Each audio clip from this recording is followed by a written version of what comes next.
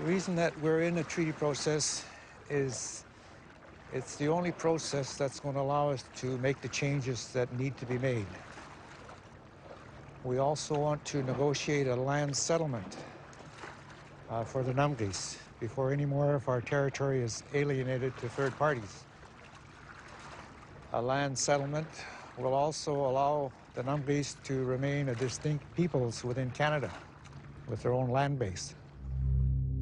The most important part of our identity and who we are as Nungalis is established by our first ancestor story and places us directly at our Gwatney River.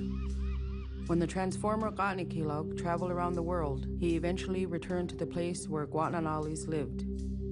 Gwatney asked, "Would you like to become a cedar tree?" Gwatnanalis replied, "No, cedar trees, when struck by lightning, split and fall. Then they rot away for as long as the day shall dawn in the world." Gwatney asked again, "Would you like to become a mountain?" "No," Gwatnanalis answered, "for mountains have slides and crumble away for as long as the day shall dawn in the world." The transformer asked a third question, "Would you like to become a large boulder?" "No, do not let me become a boulder, for I may crack in half and crumble away for as long as the day shall dawn in the world." Finally, Gwatney asked, "Would you like to become a river?" "Yes, let me become a river that I may flow for as long as the day shall dawn in the world," Gwatnanalis replied. Putting his hand on Gwatnanalis' forehead and pushing down prone, Gwatney said, "There, friend, you will be a river, and many kinds of salmon will come to you to provide food for your descendants for as long as the day shall dawn in the world." And so, the man Gwatnanalis became the river Gwatney.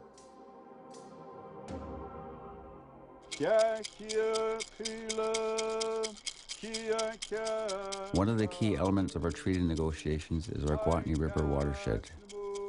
At one time, our river was the fifth largest producer of salmon on the coast. Our Gwatney River hatchery has been in operation since the 1970s after grave concern about the diminishing numbers of salmon returning. This was a result of clear-cut logging in our valley when the banks of the river became covered with silt and the salmon could not spawn. Today we strive to regain and rebuild these salmon runs once again. I've been working for the hatchery for 30 years now. I love the job. It's a great job. You're in here with the fish out in the wild, and then like now we're starting our fish counts. What we're doing now is we're swimming, trying to figure out how many fish are in our whole system. So we do this all week, every week for the next 2 months. After this, we know how much fish we got. This is so important that it feeds the people. It's the lifeline of our heritage that we need. It's like a bloodline. It's the most important thing. If we don't have it, we're nothing. We will not be able to live on anything else, as fishes are what we live on. We have little or no say in what's happening with all our resources and what we consider our territories. Nothing. I mean, we can sit and complain for another 50 years of what's going on here, but I don't really see an option other than maybe going the legal route, which we can't quite afford. But I see this treaty as the only real sensible thing that I think we can do. Some of the other key aspects of what we're negotiating that's really positive, it's allowed us to develop capacity in the Otley Resources, which is our forest company, and it's allowed us to let all the developers know that they need to come to us to get agreement on any developments in our territories. Orca Sand and Gravel, even though it wasn't necessary for them to come to us, they did come to us to get permission to do further development, after which we became partners and also an agreement to have a certain amount of employment, 50% employment at the quarry.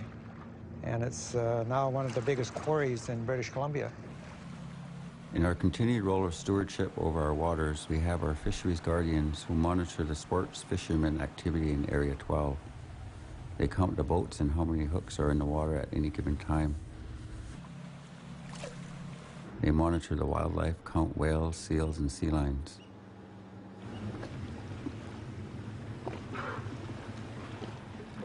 You guys are fishing in the closed area here. There's a triangle boundary to Pierce to Hanson from here. From there to here? Yeah, you got to see.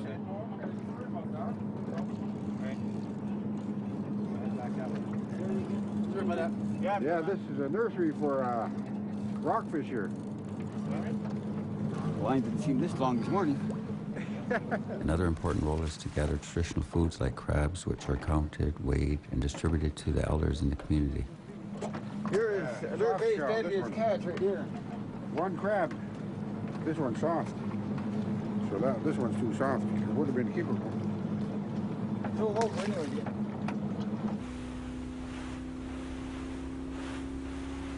One of our real strengths, of course, is our culture. And I think with that strength, we can really show Canada and the rest of British Columbia that we are distinct peoples and that we need to be recognized as a distinct peoples.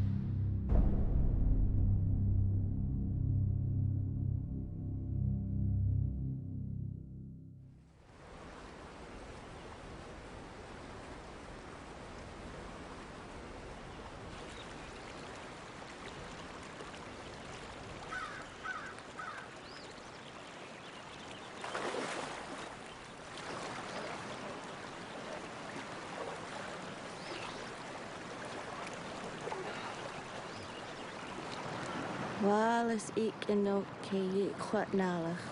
My heart feels really good today. It's just awesome to be here. I don't know how to explain it. It's a really spiritual feeling right now. I just can't put into words. But I really feel like I'm home.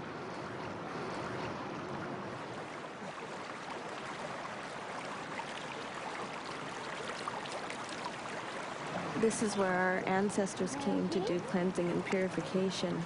Is that all right? There we go.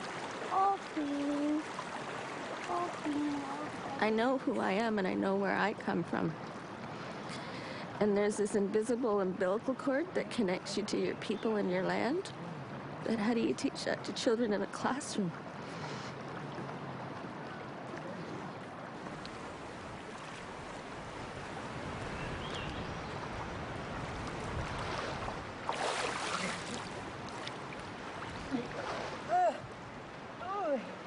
William Dawson, my grandpa Peanuts. Every morning he did this. Now I know how it feels, and it's powerful, powerful.